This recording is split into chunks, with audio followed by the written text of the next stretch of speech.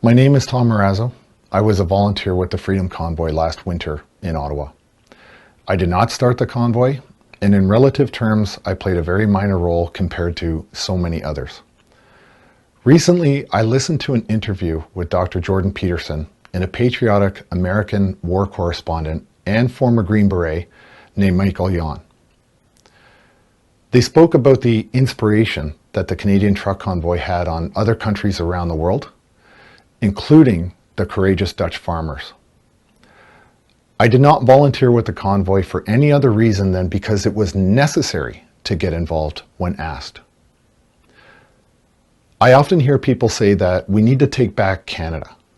To me, what that really means is that we need to take control of its leadership at every level, including the positions of power within the school system, hospitals, by law enforcement, police, military, courts, and the disgusting legacy media that have revealed themselves to be the grossest purveyors of propaganda in Canadian history. All of these institutions, we as taxpayers make possible. All of these institutions have failed us spectacularly.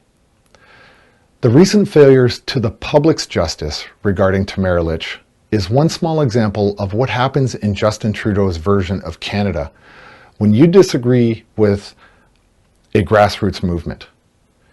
What is perplexing to me is that many Canadians are not recognizing that someday they will have a strong contrarian opinion of the government's actions, which they too can now be easily jailed for wrongthink in Canada.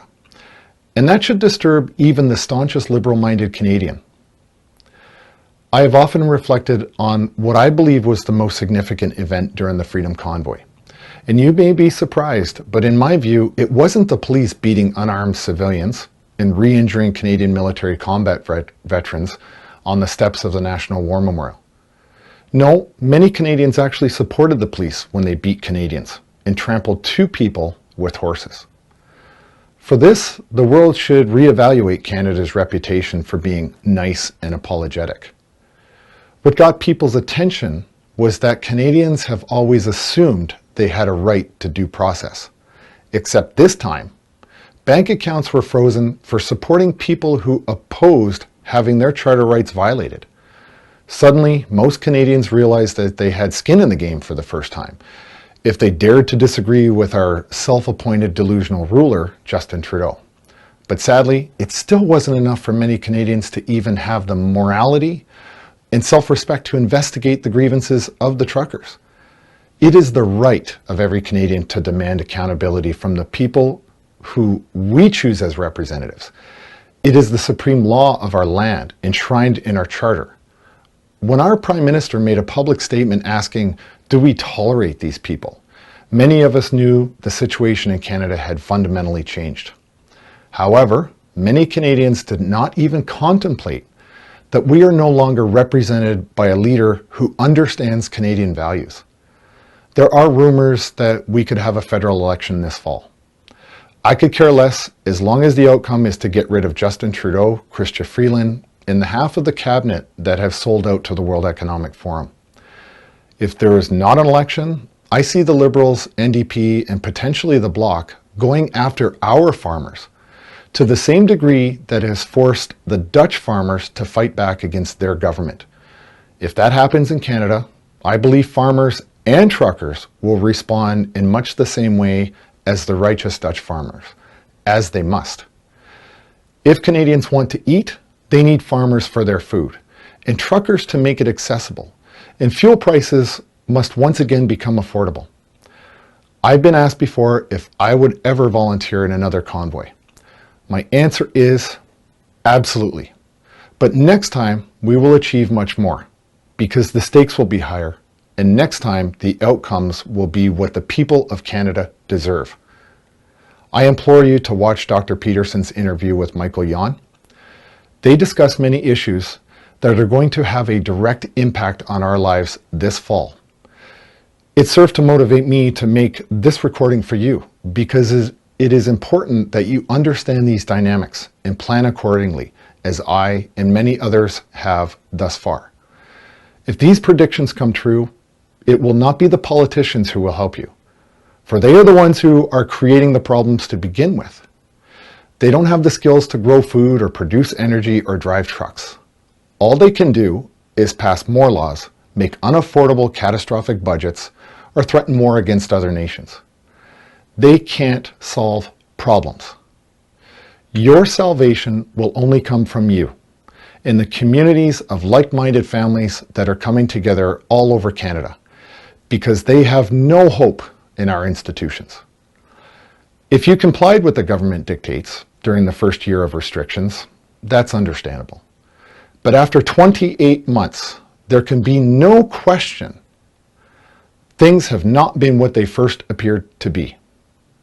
You're out of excuses for not noticing the obvious erosions of your rights, of which every level of government and every institution have been willing to remove from you with impunity. After 28 months of unsubstantiated evidence being presented to the public regarding mandates, in fact, it has become outright denial of evidence. There is very little regard by public servants to act in a manner that protects your fundamental rights. To understand why this is so effective, my colleague Andrew MacGillivray has just published a video on how fifth-generation warfare is being conducted against the public.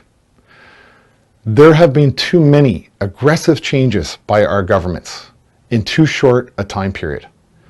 This has heightened the level of anxiety across the nation. There is too much turmoil in the world today, and ironically, with very few exceptions, this time it's not from war. Many I have spoken to have asked me if they should leave Canada. But by their own admission, the fears they have here are the fears people have everywhere. So there is no clear refuge to protect themselves or their families. In Justin Trudeau's Canada, people are now triggered by the sight of the national flag. And children are no longer secure about their own identities. How can this be possible? Not long ago, people came to Canada for safety and security. They did not flee from here. From fuel prices to food prices to supply shortages to food shortages, the world is under a great amount of stress and anxiety. I don't believe we can withstand more shocks to our systems, and something has to eventually give. I'm fearful that it will happen this fall, with too many critical events occurring simultaneously to an already demoralized population.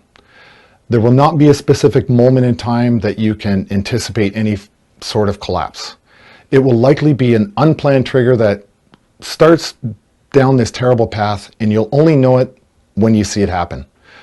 We can't plan for when, but perhaps we can plan for what. Perhaps it's time to reflect on your own vulnerabilities. I'm reminded of the parable about the ant and the grasshopper, and you need to be the ant soon. Find members of your community who are like-minded, join a community garden if you can, learn about growing and preserving food. If you don't have a garden now, buy vegetables and learn how to preserve it. If what I and others are saying is wrong, then no harm has been done. If we are right, God help us all. I'm not personally concerned about today, but I am taking precautions.